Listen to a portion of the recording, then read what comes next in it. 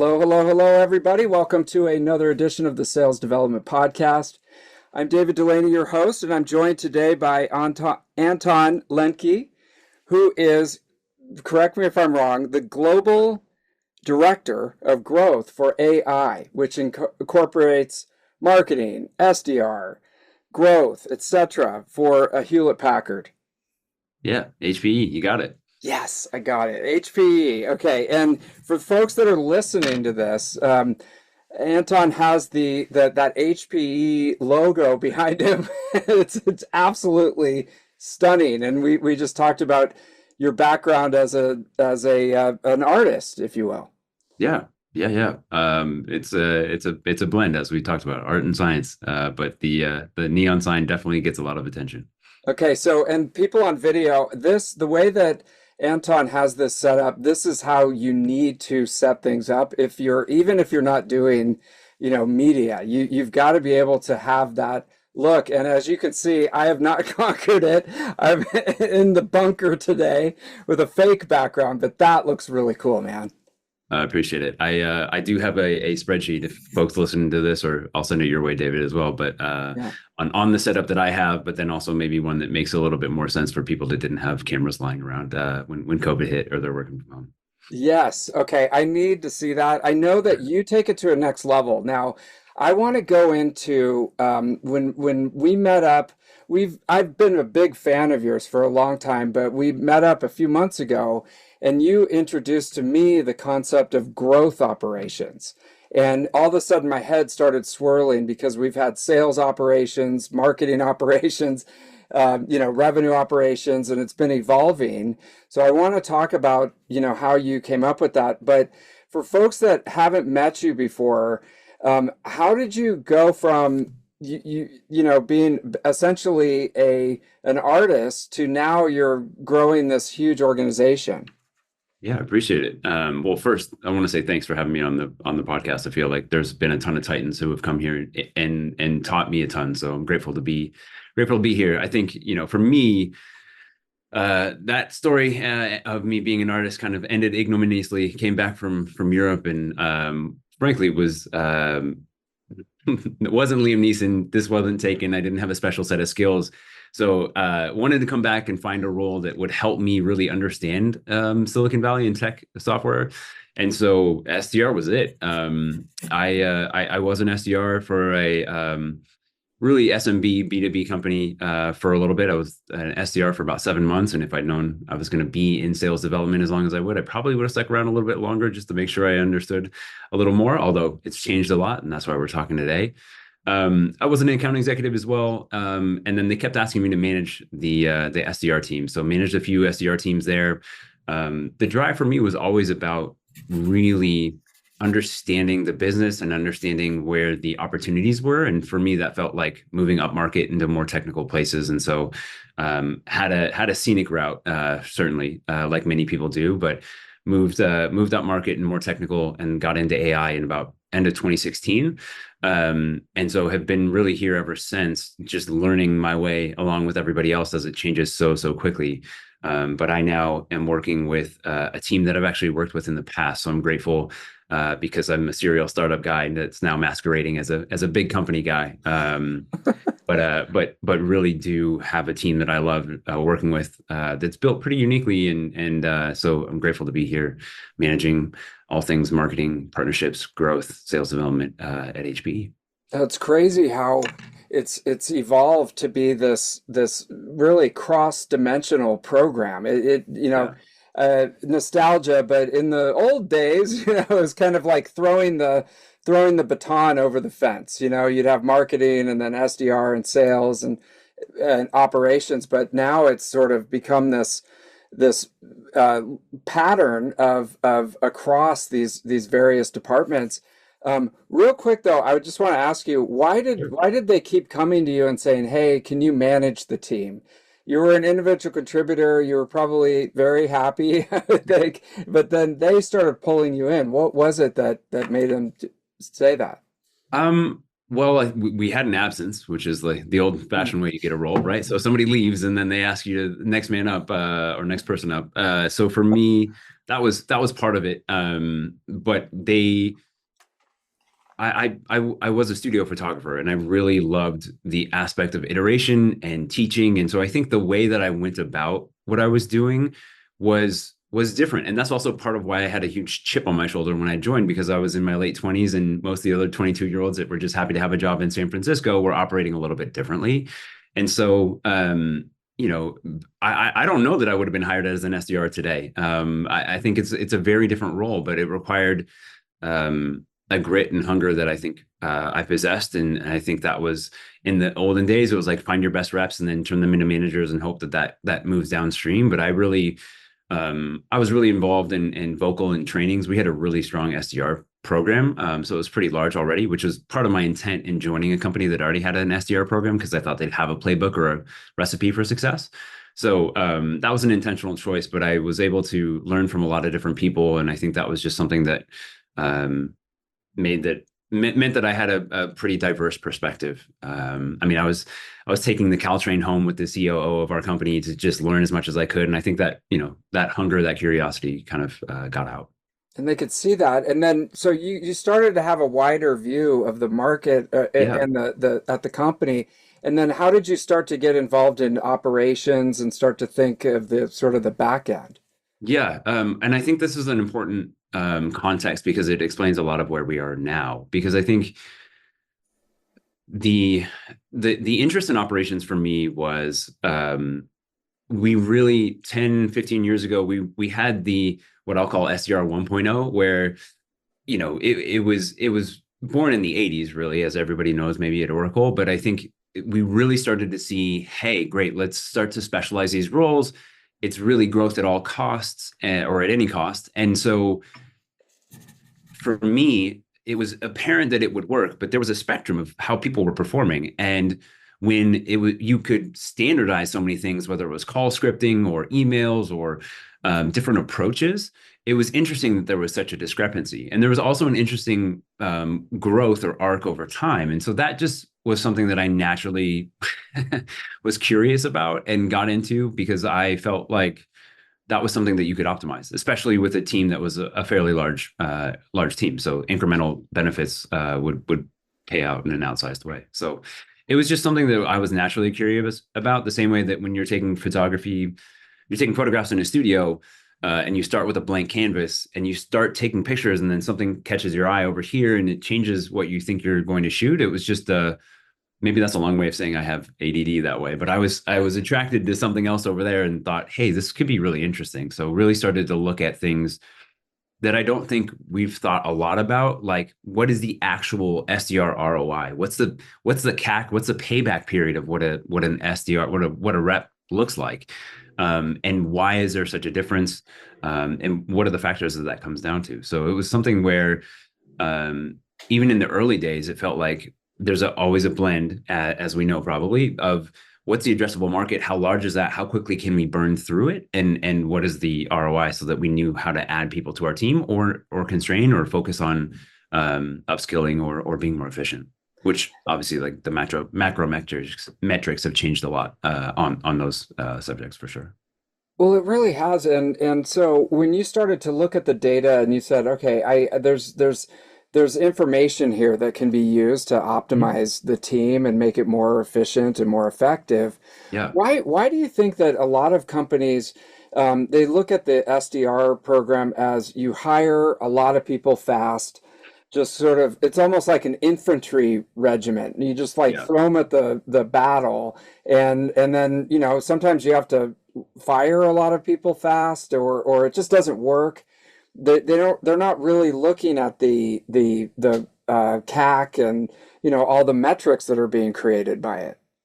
Yeah, I think that's right. And I having the honor of being part of the Scale Venture Partners executive network and helping some of their companies, and obviously having bounced around a bunch myself, I think the reality is there's a lot of people that view sales development, certainly during the 1.0 days, as that army, that the throwing bodies at the problem. And I think you're missing a lot of potential in what it could be. And so, yes, they're less expensive than account executives. Yes, depending on your marketing team, there's opportunities there that won't exist elsewhere. But the hire three, fire two, or days of yesteryear, I think hopefully are going by the wayside, because it used to be fairly simple that way, because it was, like I said, growth at any cost. It didn't matter because we were playing Silicon Valley's game of whose line is it anyway, where the products are made up and the metrics don't matter. So you could just go to the next funding round and get another X millions of dollars and keep going, right? There's a lot of fake it till you make it. And now I actually think we were in a day where SDR 1.0, like I said, when I was an SDR, wow, I just literally said that out loud. When I was a kid, I'm that age now, I guess. Welcome. Yeah, everything went through sales or sales development, right? There wasn't any other way to get information, so sales had all the leverage. And so I think, a lot of people think about this change at the end of 2022 and think, oh my gosh, what happened? Like the market just exploded. But I think it was a little bit more of slowly, and then all at once, because we started specializing and really trying to optimize for different roles, which isn't necessarily a bad thing. But when you're growth at any cost, you want every single piece of the machine to be moving as quickly as possible. And so you started seeing things. Now, obviously, I use a sales engagement platform every day, but there's emails that now all of a sudden you can push a button and send 1,000 emails, or dialers that can let you call everybody and their mother in parallel. And so that masked, I think, a lot of what ended up happening, which was there are online communities, there are online reviews, there's a number of different ways that people are getting information about products, about problems. So sales wasn't the epicenter of the universe anymore. And then what happened in November of 2022 was really, I think a lot of the VCs looked at it and went, uh-oh, the interest rates have gone through the roof, so money is no longer that easy to distribute. And now we've gone from a place where it may have before been growth at any cost to how do we really make sure that we're being efficient or being sustainable? And that is a massive shift. And so obviously throwing bodies at the problem in this environment has changed a lot. And I'm happy to talk more about that. But I think you're missing the opportunity to really build an experiment engine, because the value in sales development isn't that they're cheaper than AEs or other teams. The value is if we as sales development leaders can build, again, I'm still not Liam Neeson. I'm not an engineer. I don't know sprints. I've read a couple of books and I think I'm dangerous.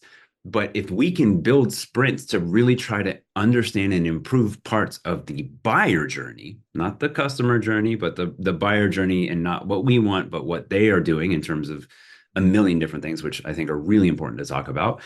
But can we really understand what that looks like operationally and then enable at each step? That's an incredibly valuable thing, and becomes a feedback loop that is really, frankly, not had to exist, because we haven't had to, because money's been fairly easy to come by.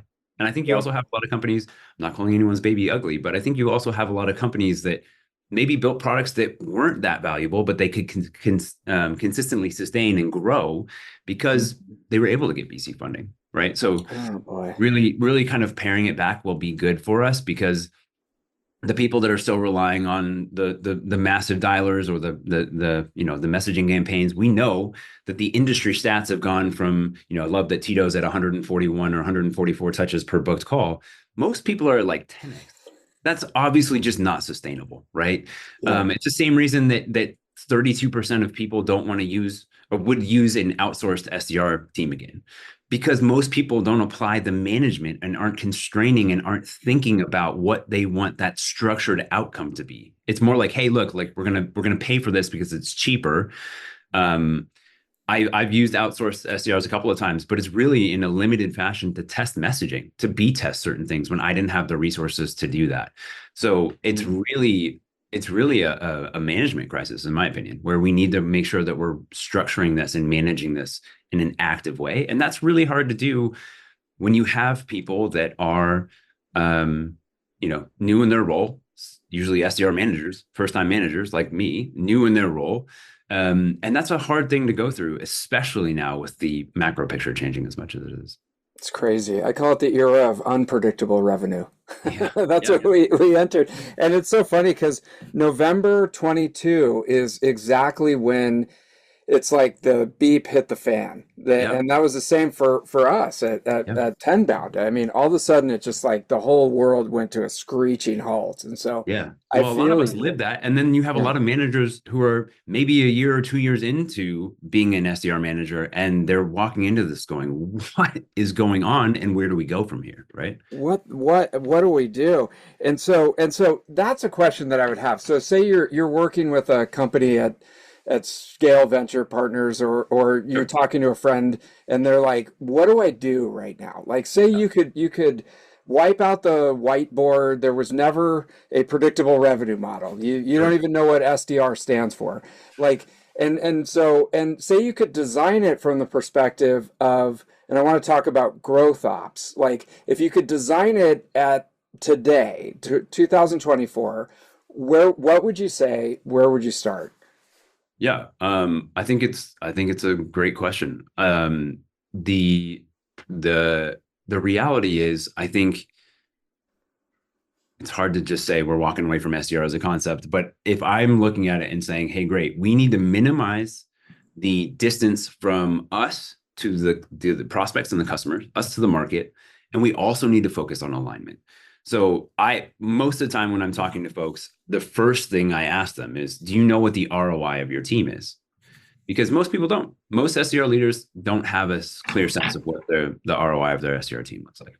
And by that I mean, great, your average rep costs 180,000 all in with tooling, management, their salary, their OTE, et cetera.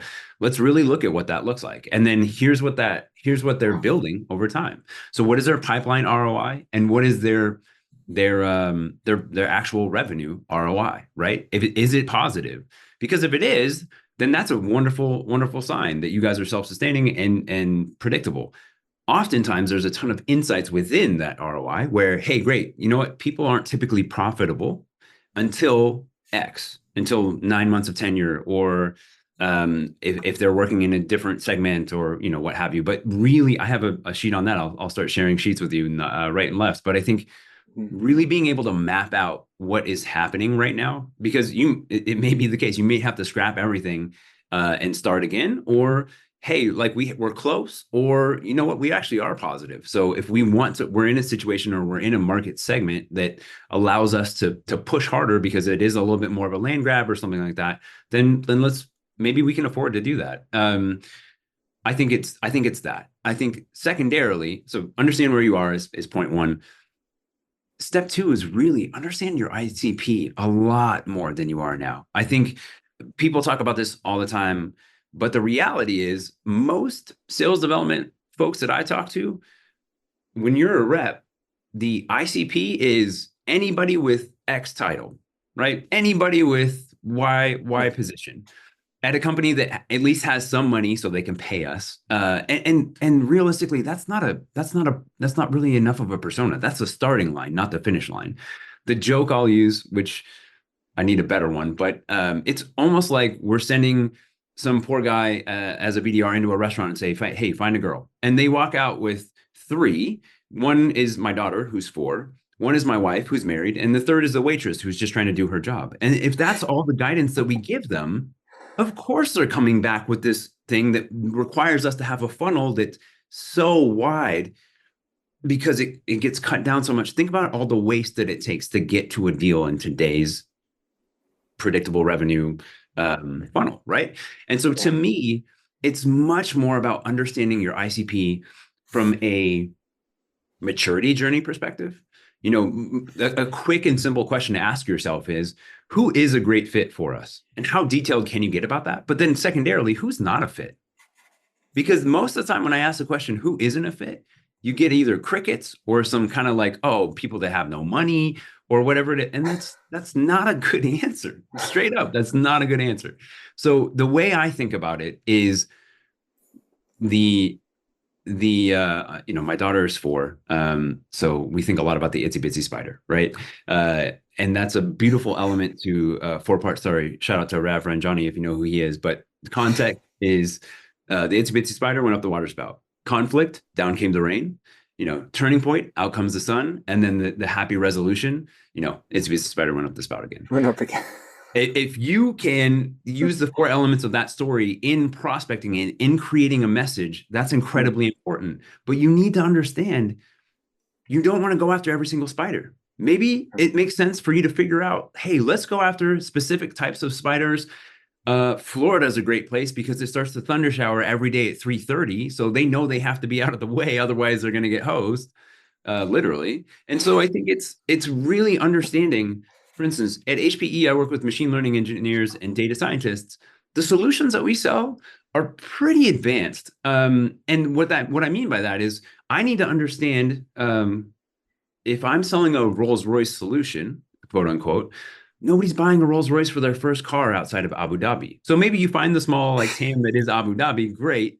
But realistically, for the majority of the people that I want to go after, I need to understand first, machine learning starts as kind of an ad hoc thing off of data analysts. And they start doing some small things and maybe they find a win. And then they decide, hey, we're going to throw a little more money at this, or we're going to make you a full-time data scientist or machine learning engineer. And then they maybe pile on some wins and they do some ad hoc experimentation and find some other things and grow the team out. But you have to understand the pain points that happen at each of those. And then they bring in a manager because they decide to officially invest. Well, great. Is that part of a product and they're assigned to a product? Is it going up through the CIO? And really understanding the nuance of what that maturity journey looks like so that you can walk to any given spider and say, hey, looks like there's clear skies right now, but I see a cloud front coming in a couple of days. Normally, when that happens, here's what comes next. So you can tell the story across the maturity journey, help them understand what that looks like, and then get them to a place where they are potentially problem aware or in market. I guess I'm quoting Tito a lot today, but agreed with him fully. Where 3% of your active buyers are in market, 7% are problem aware. So we actually use dispositions the same way, where we have calls that are completed education, where they're just learning about it and they're receptive to it. We have completed exploratory, where there's potentially a problem there and they're looking to understand that problem and potentially how our context fits in. And then we have completed production, which the problem is in production. It's a live problem for them. So I think really starting to understand your ICP in a non-academic way, which is so hard and so much easier said than done, because at the end of the day, you have sales development who likely has never done the role, has never felt the pain in a non-academic sense, and then has never used your tooling to solve it. That's a big, big knowledge gap to then be able to go out and relate to people. I am so fortunate on my team to have, for instance, there's a guy on my team that was a data scientist and has actually bridged that gap. And so I think, the makeup of future sales development teams will look a lot different. I think a lot of people are making something of swinging back under marketing, which makes sense because marketing is one of the most highly leveraged teams where they have a ton of systems and very few people working them. I think sales development will probably become the same way, where there's going to be an innate need for operations, but the point of growth operations specifically is to move us away from this growth at any cost, highly specialized, to can we be aligned? Can we be holistically understanding of where people are in their journey and then helping map and figure out what that looks like so that we're not just chucking anything in the wood chipper and hoping something comes out of the Hoping for the best. Yeah. Hope is not a strategy, right? And I think there was a book a long time ago about that. And if you think about the way that organizations are structured is aligned with the way that factories were made, like 100 years ago. So it's right. like you've got marketing, and then the silo of SDRs, and then the silo of sales, and then customer Right. success. Right. And when I think about growth, it's like instead of having those silos, you're kind of aligned to the way that people find out about products and they identify pain, and then how you can kind of get them into your community here so that they put you on the short list of vendors. Is that Yeah. how you kind of look at growth Absolutely. overall? Should we blow Absolutely. up all these silos? Yeah. And I think a couple of things. One, I think it's really hard to have a linear path, right? Hmm. uh, just the way that the factory assembly line worked, it worked really well because it was incredibly linear.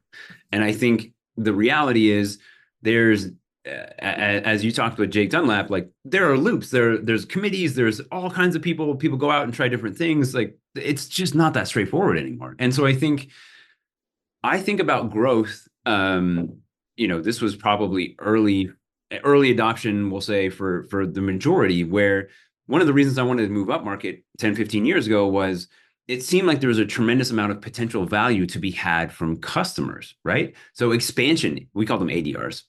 This was a while back, but we had people that were really focusing on expanding customers because the CSMs that we had, in the same way, they were like, okay, you're managing all the customers, but they could basically keep groups that they were working with happy as far as going out to new teams, and they didn't have that muscle really.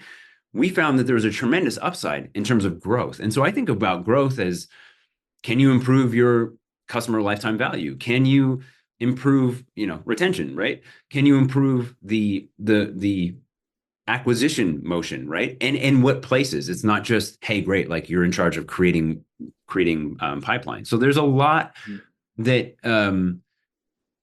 you have to holistically be able to look at your company and say, hey, great, we're a company that seems to get really excited champions once we get it in, but we're having a lot of trouble like finding those right people. Okay, great. Let's spend some time. If we feel like the happy customers are there, is there expansion opportunity because we can leverage those happy customers internally to get more customers? One of the things my team does is look at a lot of signals where, for instance, if a customer gives you an NPS score of 9 or 10 and they go, we love your software, whatever, that actually gets an alert shot to my team where I want to then be able to say, great, let's go into LinkedIn, look at people also looked at there. Here's some of your other people that are connected to that and say, this person loves this software, not assuming it's a fit. And we're not going to just blind send an email like that. Here's what I've researched about your company, and here's how I think it may be similar. And then taking that, because again, we have a very, very ABX motion, but trying to really understand where the opportunities are and where the challenges are, and running these sprints. You can call them campaigns, but they're not outwardly facing all the time. Sometimes it's, hey, how can we improve our process internally? So let's run a sprint. Here's what our definition of success looks like. Here's how quickly we think we'll know it. Here's our checkpoints, and this is what this looks like. So I've become far less of a maybe your traditional like cheerleader and coach to much more of a project manager with what I'm running.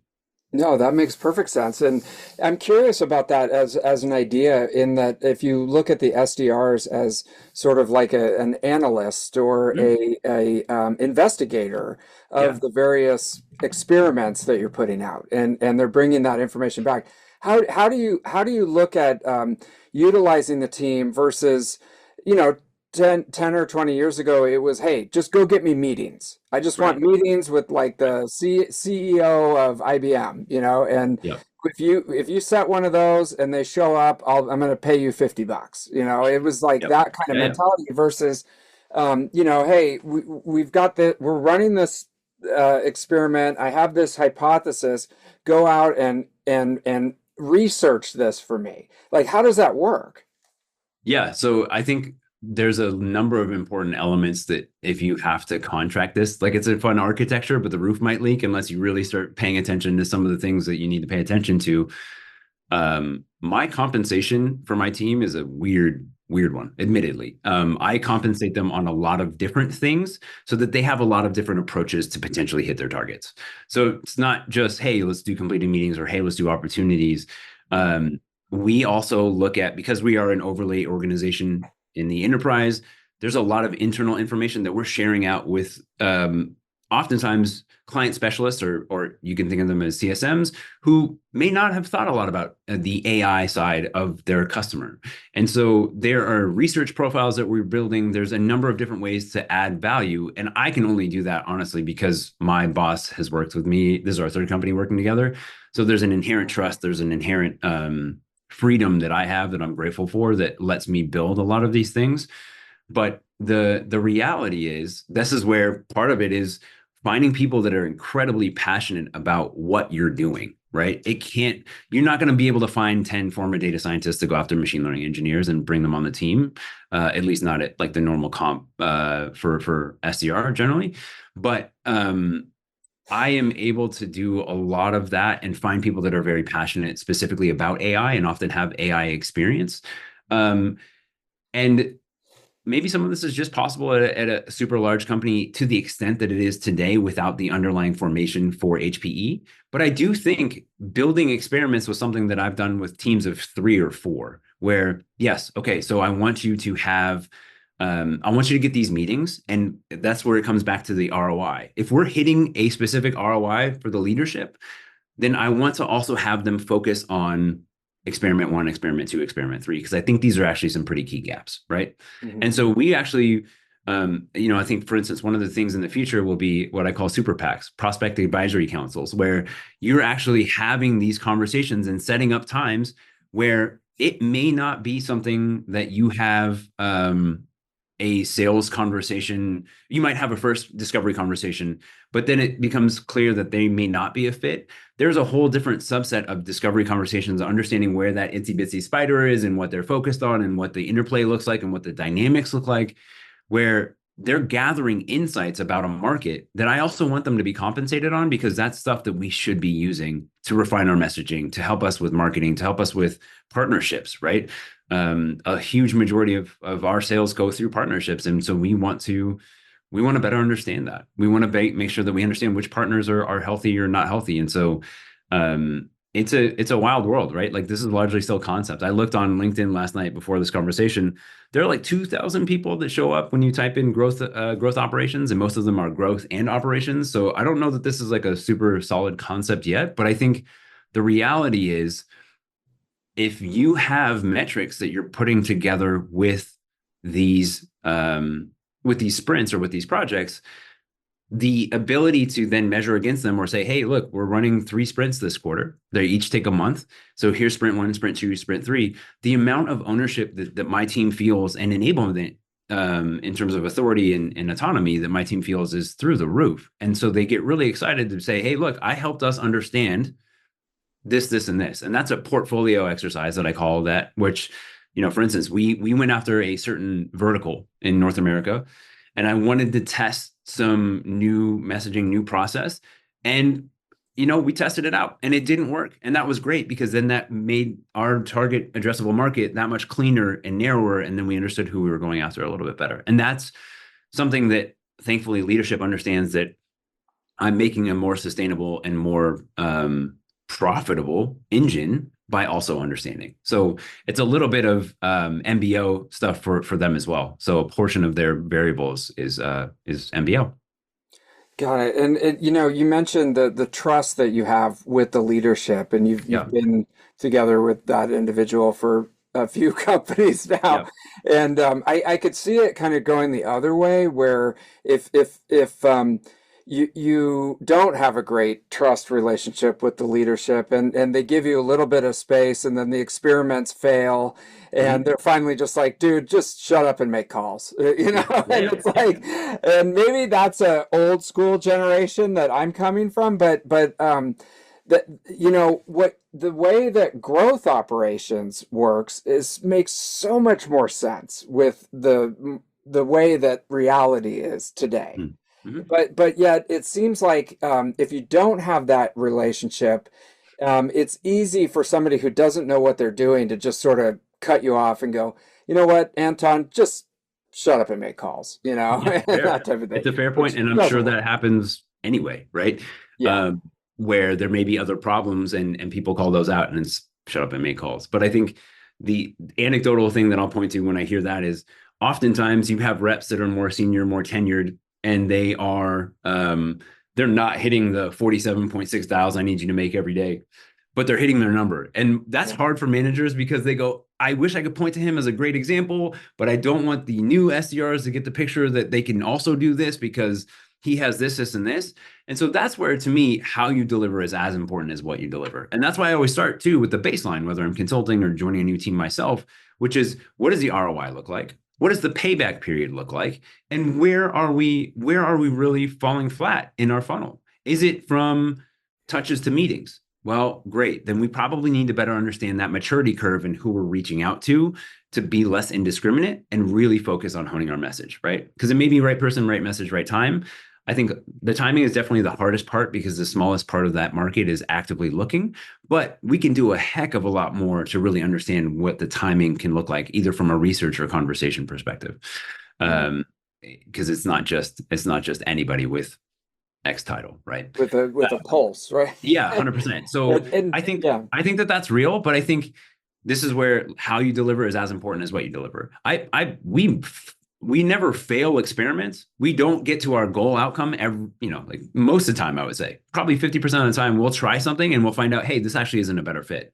But the reality is I am creating trust. I am creating dependency. I am creating visibility and alignment because of the way that I'm communicating. Hey, this is what we're doing. This is what we're doing now. Here's what we're doing next. And then while we're doing it, like, here's what we're doing now. And then afterwards, I have a post-mortem process where it's here's what we did. Here's what our initial intent was. Here's what we learned along the way. And here's what our ultimate, conclusion was on this. And here's how we're going to leverage that into the next thing. So it's the same thing as a prospect. I treat my leadership like they're a prospect and I'm trying to add value and impact at each step of what I'm doing and each step of what they're doing.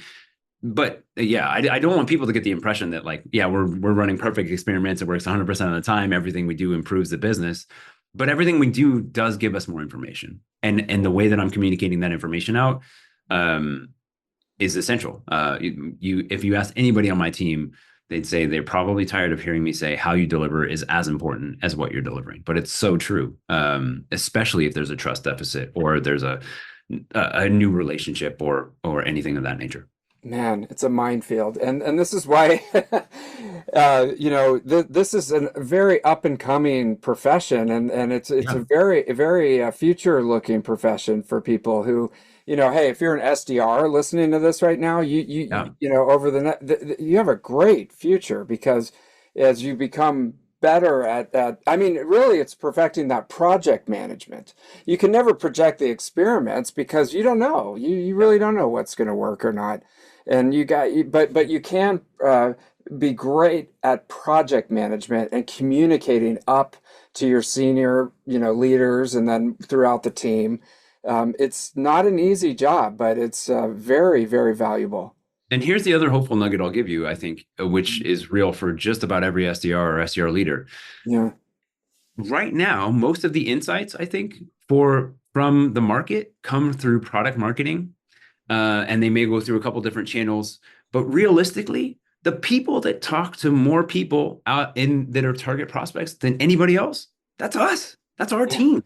We talk to more people. So the reality is the truth and the trust that you talked about, even from the SDR leaders, that should trump everything else because we should be able to drive and derive information from the conversations with the people that matter, who are going to be the people that support this company's growth, ultimately with their paycheck, with their ARR. And so to me, the reality is, even if you're not doing any experiments or anything yet, there should be a steady stream of communication. And it's a huge opportunity, in my view, to have the SDR leaders look at this and go, here were the calls that we had this week. Here were the insights that we got out of them. Here's the things that we're learning, and here's how we're leveraging that.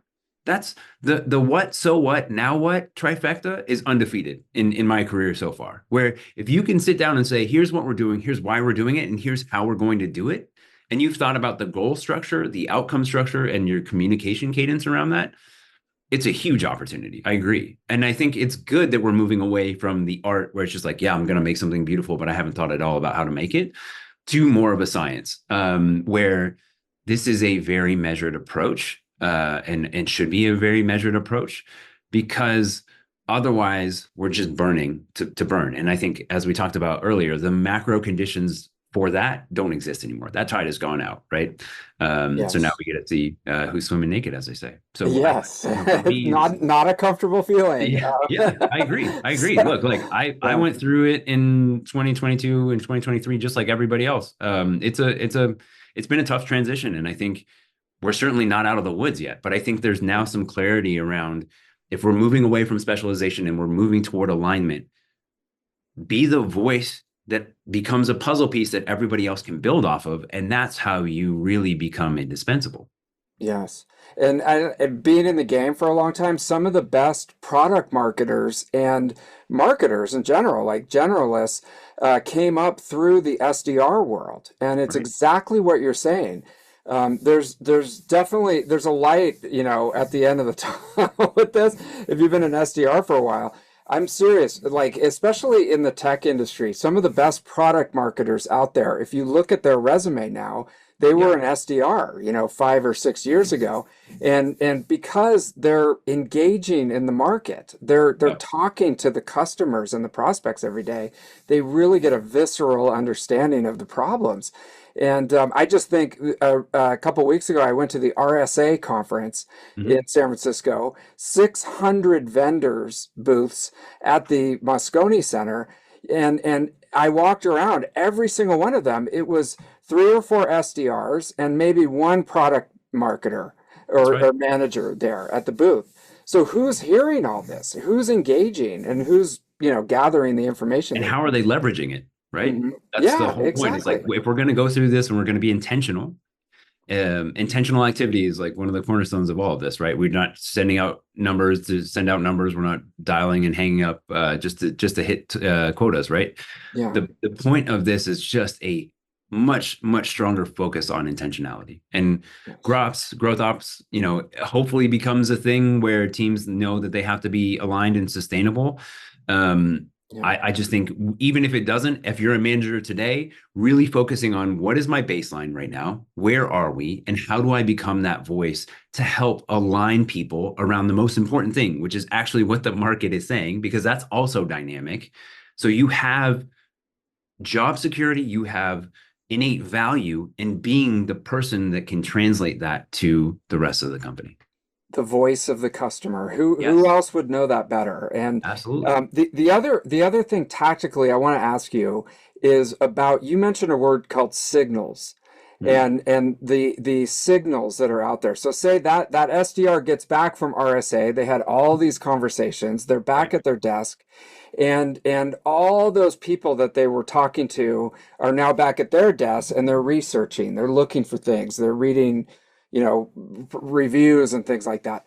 Talk to me about signals and how, if you use that in your growth operations, or, how you're thinking about that. Yeah, so signals are incredibly important. I'm grateful to hear voices like David Short, Brendan Short, and I don't know if it was on this call that we initially connected on this, but Travis Henry from Snowflake and a number of other people that are really focused on signals. And signals are effectively things that you can see or hopefully eventually get served to you, because it's always about automation of those signals versus like having to go out and potentially hunt for them if you Yeah. can over time. But signals, there are first party intent signals, which are things that prospect might be doing themselves. There are third party intent signals that you can use potentially as well, from companies like Sixth Sense or others. This is not a sponsored post, but I think for me, it's really what can we understand about this customer. Again, when I was alluding to the ICP, the title being the starting line and not the finish line, what else can we figure out about this company, right? If it's job postings, and this is specifically what they're after, like one of the classic ones was always, hey, they got a new round of funding, but that just means, hey, you got a bunch more money, maybe you can give some of it to me. That's not really a signal, right?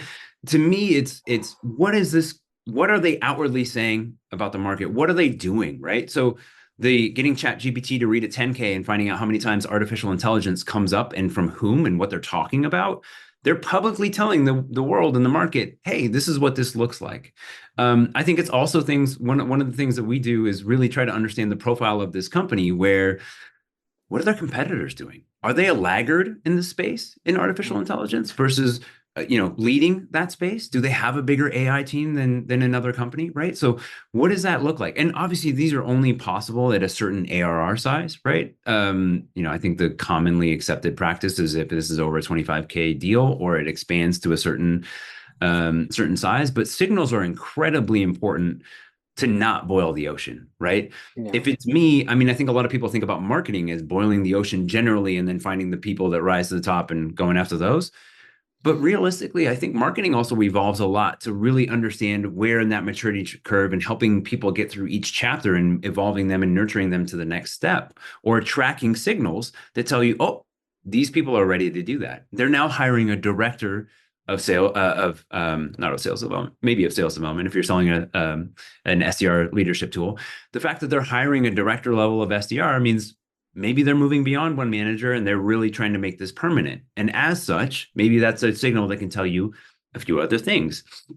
And maybe in that job posting, we've built something that's a little bit scrappy, but we're combing and crawling the job posting itself to understand, are there specific tools that they're using that we can leverage in our messaging, or specific other hints that we can learn. Are they based in the same place as some of the other teams? Because that can help us really understand the org charts and things like that. So signals are incredibly important so that, I mean, Sam McKenna and Show Me You Know Me. The whole point to me is not, hey, I can't tell you how many messages I get. Saw you went to UC Davis. I'm like, yeah, that was a while ago. Congratulations, like go Go Ags. Aggies. What does that have to do with anything, right? So Yeah. really, to me, it comes back to the customer journey and the buyer enablement to understand at each step, what are these things and where can we place this person on the maturity journey? Because that also relates to their propensity to buy and their propensity to be interested. Because at the end of the day, we're trying to really figure out, how do we get them to how do we overcome the status quo for this person? Because without the status quo, they're not even going to invest the time, most likely, to be educated, right? And so for me, it's really, a signal is helpful because it means that we can be more effective and efficient. And at the end of the day, we really want to understand our best TAM, not just like the total thing for us to go after. Because I can't tell you how many times it feels like, as an SDR leader, great, my SDR has 400 accounts, but that's his or her accounts for the year. And, they burn through them and then, Now what? Yeah. right. So in terms of signals help you prioritize and understand the propensity of fit. So they're incredibly important. And in your mind, if an SDR gets a signal that's directionally correct, and so they could potentially have a conversation with that person, and then now is not a good time. Yep. They don't have a problem, but there's still value in that research that the SDR did, and so that goes into the system. And then what happens to the feedback that they get? Yeah. Yeah. So I think that happens, right? You do research, it seems good from the outside, and then the company has a layoff or something happens, or whatever, or to your point, it's not interesting, or it's not the right time. And so I think the question then becomes, is this something that is unique to this company, right? The company made a bad decision and this is what this looks like. Or can we use that information? We talk a lot about our ICP knowledge sheets, and is this something that should end up on that sheet because we just learned, hey, this might not be as strong a signal as we thought, or it's a false flag. So the signals, to go back to that for 1 second, we'll look at the prevalence of a signal and the strength of a signal and what it means, right? Like, obviously, somebody writing in for a demo request is a strong signal. They're self-selecting. Same thing. Like, somebody writes in an NPS score of 10 out of 10 and gives you some comments. That's a strong signal that they're very happy with your product, right? And so those are strong signals. They're not very prevalent and they're easy to automate. I think some of the other ones, maybe ones that you constantly debate and prioritize and understand, but that's where the value of helping understand that. I'm not a huge football guy, but that quarterback rating of, hey, we're going to weight this a little bit more because we actually think this kind of signal, or weighted a little bit less because that kind of signal told us the last 4 calls we've had there, we got it on the premise of this signal, but it seems like a lot of the people aren't quite ready yet, or like, this is the right thing, but it doesn't necessarily correlate to propensity to buy.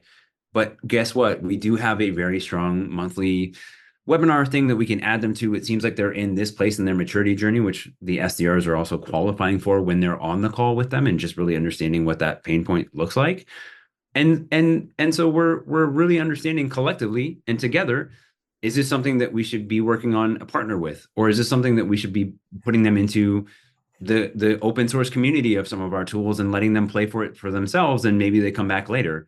But the goal is to really continue to, and as I said earlier, the signals change and the needs change, and the AI, it's AI, new AI algorithm pops up, every 14 minutes. And so you're trying to consistently stay abreast of that market.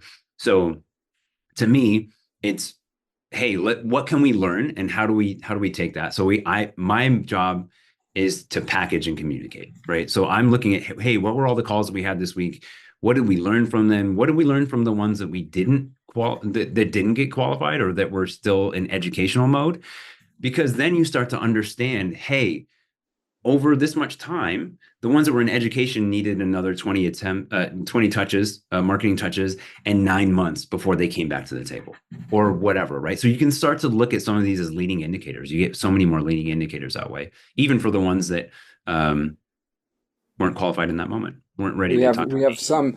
some actionable insight based on being able, and I like how you said packaging and communicating. So Yeah, you're analyzing all this data and then communicating it into something that's actually reasonable. The example that I think of is the content syndication leads. Those are yeah, like 100%. it's like saying a dirty word in SDR world because everybody hated content syndication leads, but really all they were is a signal. Right. It's one Somebody out signal. there, That's right. downloaded a white paper from Tech Target, and then Mhm. it was about, AI in the enterprise, and Right. it's totally tangential, but there's information there.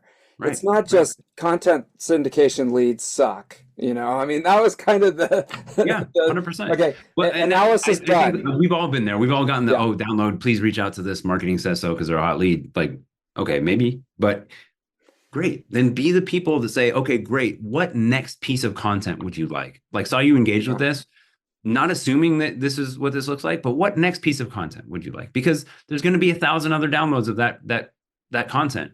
So how do we then take that and leverage it? It's not going to be, how do I get you to get qualified for a meeting? It's, how can we understand where you're at and why that was interesting to you? And then how else do we add value to you? Right. I said buyer enablement will become critically important. How do we start to really understand and enable these people so that my team is coming back to marketing or to sales enablement and saying, for the people that are in this stage of their maturity journey, it seems like they're really excited about this. Let's test that with a webinar around that subject, and we'll help drive some people to that. I get 1 point on my quota compensation for every registrant that I get for this. And then I'm going to try to fill that up, and we'll see what the interest and the engagement looks like so that we know if we hit a nerve or not. And then that can help us understand that signal a little bit better. But that's the holistic orchestration of, let's move between marketing and sales development and customer marketing and all these different things, where we really want to just understand. And if we could wave a magic wand across the company and really understand where the best areas for outsized impact would be, this is what we would do. And I think that's where the alignment and the sustainability will pay dividends versus the growth at all in any costs Yeah. of And goal you're base. the linchpin of the growth ops or And that's GROPS. the You're opportunity for sales development, in my opinion. it's a huge opportunity, and I also think back on when the marketing team would want you to call and drive attendance to a webinar, Yeah. and everyone would just roll their eyes because it's like, this has nothing to do with my comp. It's Right. obviously just because they didn't, get enough people for their And webinar. marketing is going to take credit for my work Marketing it when takes I won't credit. get the lead back. And yes, yes, yes, It's absolutely. just it's so many. I mean, just and again, growth ops. It's not going to be a panacea for solving every problem in the siloed world that we live in. But I think you've made a big step forward in thinking of this holistically and from an alignment point of view, and really created something new. Yeah, I mean, it's a mindset shift as much as anything else these days, right? I think that's the important thing for so many leaders to understand, is that the environment is not the same as Yeah. 2022.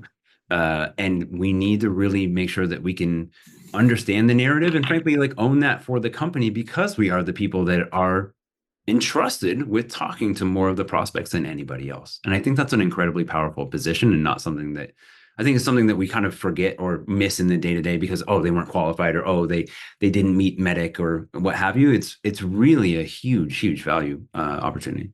Yeah, yeah, and it's I feel like we could go on. We got to do part two. I always say this, but Anton, thank you so much for coming on and walking us through your journey, and we definitely want to get in touch with you and connect. Sure. Are you on LinkedIn? I am on LinkedIn, of Okay, course. folks. All right, he's going to be on LinkedIn. Let's connect and Yeah. come on the show again. Thank you so much for coming on. I'm grateful you had me. If anybody listening is out there and wants some of the templates that I've built, I'd welcome your thoughts on those too, because we're all in this together. I think we're trying to make the boats rise with the tide. So thanks for having me, David. I appreciate you giving me the chance to share my concept. We'll maybe meet again in a couple of years and see how it's come to fruition or not. Oh, yeah, I see it. Thank All right, you. take care.